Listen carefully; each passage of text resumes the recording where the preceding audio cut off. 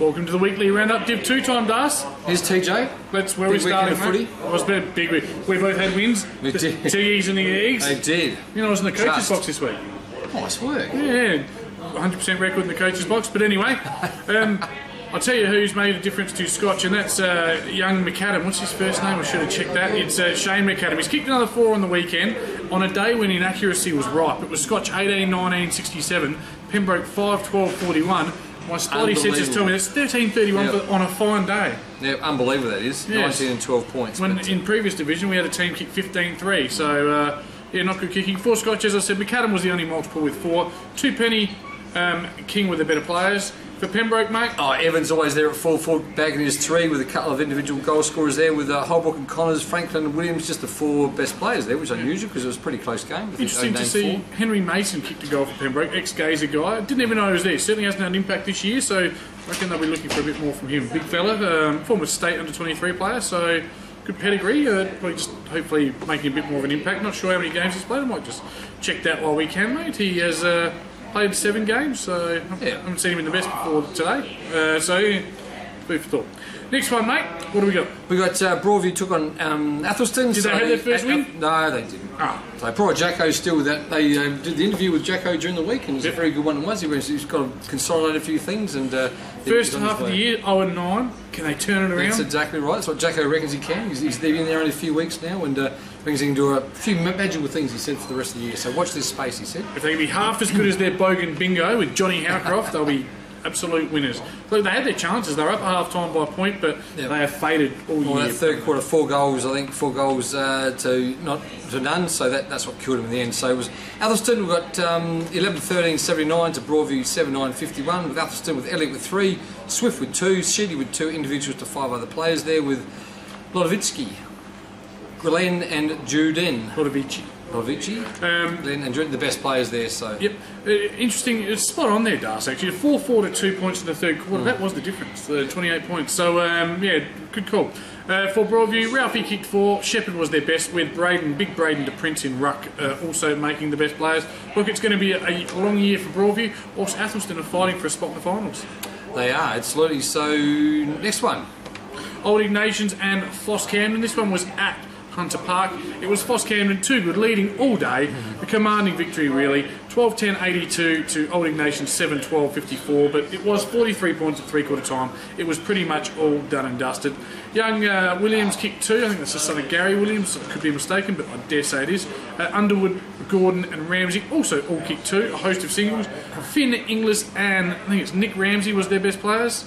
Yeah, and with the Old Eagles, Little with 2, DePoy with 2, and individuals with 3 other players there with Christopherson and McNeil and Abbott, the best players there. So no surprise. Obviously, Floss Camden are on fire at the moment. They've just lost the 3 games out of the 9, so they're sitting second. And Old Eagles, they're probably just out of they're sitting 7th. They're 2 games behind 6th place, which is going to make it difficult now for trying to keep that finals hopes alive. Yeah, just on Nick Ramsey, just a quick little Garthy Duper in there. Good, playing good, consistent footy, constantly kicking in. The goal kickers and the best players, so certainly one to watch from the Phantoms, and probably part of the reason why they're in the 5 at this stage. So absolutely. Yeah. Player to watch. Tip this one, mate, based on having seen them over the previous 2 weeks. Only Mercedes and Gazer. Only Mercedes taking pressure around the ball, second to none when they're up and about, and they were too good for the boys from Clemsic Oval. This one was at Kingswood though. Only Mercedes 17-11, 1-1-3, Gazer 14-12-96. A really, really good 17-point win there in a game that was, well, it was tighter than a nun's nasty, really. Well, a nun's purse. Yes. Because they take a vow of poverty. It was Gazer by 3.25 and the half. Gazer by 14 at 3/4. Probably thought, well, we've got this. Yeah. But no, 7 goals to 2 in the last quarter. Only Mercedes too good. Led by Walk with 4, Heaslip with 3, Kabaz, Moss and Westall all kicked 2. Oh, I like that Westall. Good footballer. The big Croatian sensation, Josip Hablajak, was the leader in ruck and their best player, with McConnell and Walk, and the aforementioned Henry Westall, superstar half forward, real iconic Ringwalt type. Also in the best players for Gazer. Yeah, we've got Bruce with 4, Stevens with 3, Bioli with 3, and Bioli again, like when we called the game a few weeks ago, he was always in there, so good on him. Clark with 2, Jarrett with 2, so they're all double multiple kickers there with Stevenson, Lauder, Bruce, Beadle and Jarrett in the best players. But I'm a bit surprised this one. I thought Gazer would have really taken them up, even though they were up to half time. As we called the game a couple of weeks ago, I thought Gazer were very, very good that game, but obviously something happened on the weekend, and Undy Jets, who are just, I think they're sitting just out of the 5, so yeah, it certainly isn't even comp, mate. Yeah, very. So it's hard to believe. Only Mercedes actually behind Gazer despite that win, only by 0.2%. But yeah, this is one of those. It's a battle in 6, isn't it? Although Henley look like they are far and away the standout. Straight back in Div 1 next year. Sacred Heart have hit a bit of a hole, and many teams have hit a hole trying to face Henley this year. Yeah. It was at home, but they were no match. Sacred Heart 9-10-64. The Shark 16-13-109. For Henley, it was Stewart, Curry both with 3, while Sampson and Davern had a brace each. Enright, Sammy Davern and Stewart were their best players. Whilst I love saying this one, Thunig was also in the best players. Indeed. So look, Enright is obviously the Eagles boy. That's his old man. Played many games out there. He left last year to play with his mates at Henley, so he wasn't quite. Yeah, quite a few good ins for Henley. Yeah, very good. They've gelled together really well under the new coach, and yeah, he's done wonders. So for Sacred Heart, Moroni with 3, Lab with 2, and individuals to about 6 other players there with Domenico, yeah, Peak and Keane are the best players there. So yeah, look, I mean Henley, as you said before, when you're up against Henley, you're always going to have a struggle for a win of a game. Yep. It's a tough battle, especially at Shark Park. They stand head and shoulders above, 3 games clear and a huge percentage. You suggest unless they fall in a hole bigger than a giant hole.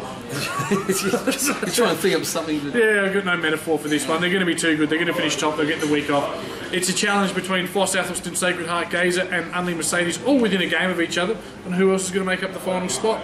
There's 3 teams in Old Iggy, Scotch and Pembroke all battling to avoid that 9th spot that no one wants. And Broadview, they've sewn it up. They're winning the spoon. Yeah, they have. But Pembroke sitting here on 9th spot. They're 3 and 6. They're only a couple of games out of the 5 as well. Yeah, so I guess they'd help. It's also 13% though. It's good as a game. You'd almost say 4 games out with 9 to go. You wouldn't think. Betty Curry from Henley and Sam Underwood from Foss are the goal kicking leaders with 28. Not a high scoring division after 9 rounds. Let's get on to this week's games, Darcy, which is actually next week's games. Couple of weeks off. Yeah, I'm excited for this one, mate. Have you got them up? I have. Okay.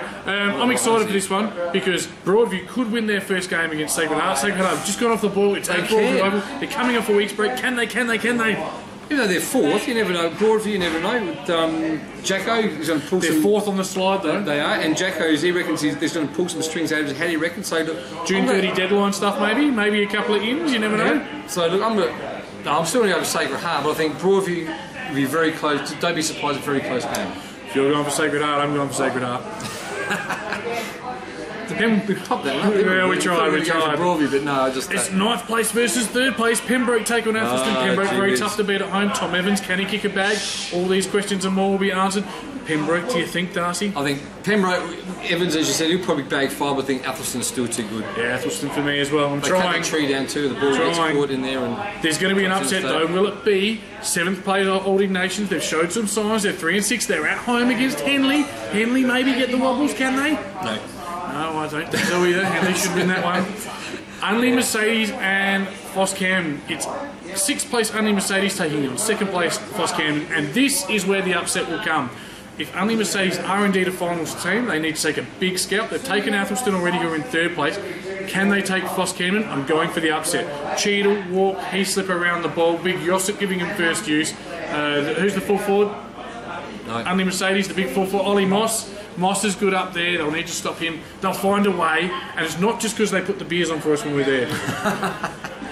No, I'm going Foss. Oh, thanks for that. That's all right. Pumped up again, but no, Foss Camden for me, I think. Scotch sitting in 8th place. They host Gazer, who's sitting in 5th. Gazer must win to stay in the 5, and I think they will. And Scotch did very well last week. Don't get me wrong. They played very well, but I think Gazer are going to bounce back from last week. Yeah, I think if they can shut down the young fellow who's kicking all the goals in Shane McAdam, they should be right.